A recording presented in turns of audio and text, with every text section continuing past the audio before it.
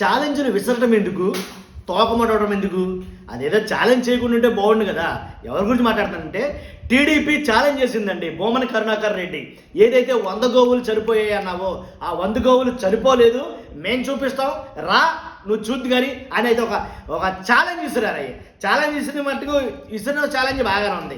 అలాగే మీరు విసిరిన ఛాలెంజ్గా నేను యాక్సెప్ట్ చేస్తున్నాను, నేను వస్తాను, రేపు ఉదయం 10 గంటలకల్లా తిరుపతి గోశాలకు నేను వస్తాను అని భూమన కరుణాకర్ రెడ్డి ఆ ఛాలెంజ్ను యాక్సెప్ట్ చేశాడు, స్వీకరించాడు. మరి అలాంటప్పుడు ఆయన వస్తానన్నప్పుడు రానివ్వాలి కదా. వద్దని పోలీసుల్ని హౌస్ అరెస్ట్ చేయించడం ఎంతవరకు సమంజసం అది? కాబట్టి వైసీపీ వాళ్ళు దీని మీద రకరకాలుగా మాట్లాడతారు, మాట్లాడుకోవడానికి అవకాశం ఇచ్చారు. ఎందుకంటే ఛాలెంజ్ ఇచ్చిన వాళ్ళు వస్తారంటే వద్దని హౌస్ అరెస్ట్లు చేయడం ఏంటి, వెనక్కి మళ్ళీ పోవడం ఏంటి, ఎందుకని అని కొన్ని రకాలుగా మాట్లాడతారు. దాని మీద భూమన కరుణాకర్ రెడ్డి మిగిలిన నాయకులు చాలామంది అయితే కనుక రోడ్డు మీద పడుకుని మరీ కూడాను వాళ్ళు కొన్ని చూడండి ఒకసారి.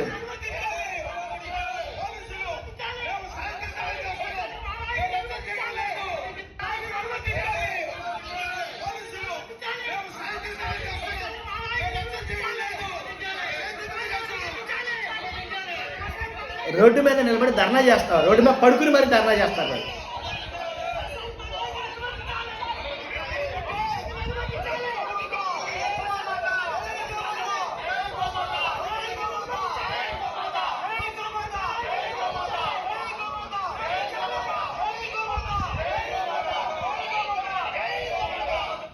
జై గోమాత జై గోమాత అని రోడ్డు మీద పడుకుని మరీ వాళ్ళు నిరసన తెలియజేస్తారు. మనం వాళ్ళు కాదు. ఎందుకు ఛాలెంజ్ విసిరారు? మీరు రమ్మన్నారు కదా, మేము వస్తామంటే భయపడిపోతున్నారు ఎందుకు? ఎందుకని పారిపోతున్నారు వెనక్కి? కాబట్టి మీకు ధైర్యం ఉంటే కనుక, ఛాలెంజ్ చేసే దమ్మే కనుక మీరుంటే కనుక, ఛాలెంజ్ చేశారు కాబట్టి ఛాలెంజ్ స్వీకరించాలి. మేము స్వీకరించాం, మేము వస్తున్నాం కాబట్టి నన్ను ఒక్కడే రమ్మన్నారు, మిగిలిన వాళ్ళు తీసుకురావద్దన్నారు. నన్ను ఒక్కటి రమ్మన్నా సార్, నేను ఒక్కడైనా వస్తా అని భూమన కరుణాకర్ రెడ్డి గారు మాట్లాడటం జరిగింది. ఏదైతే 100 గోవులు చనిపోయి అన్నాడు ఆయన 100 గోవులు చనిపోయాడంటే టీటీడీ ఈఓ గారేమో లేదు 43 చనిపోయి అన్నాడు ఆయన. కాదు అని చైర్మన్ గారేమో 22 చనిపోయి అన్నాడు ఆయన. కాబట్టి ఈ రకంగా వాళ్ళకే పొంతం లేని మాటలైతే కొన్ని మాటలు మాట్లాడటం జరిగింది. ఆ మాటలు మొత్తం రాష్ట్ర వ్యాప్తంగా స్ప్రెడ్ అయ్యాయి. ఈ లోపల ముఖ్యమంత్రి గారు ఏం చెప్పారంటే అసలు గోవులే చనిపోలేదు అని అయితే చెప్పడం జరిగింది.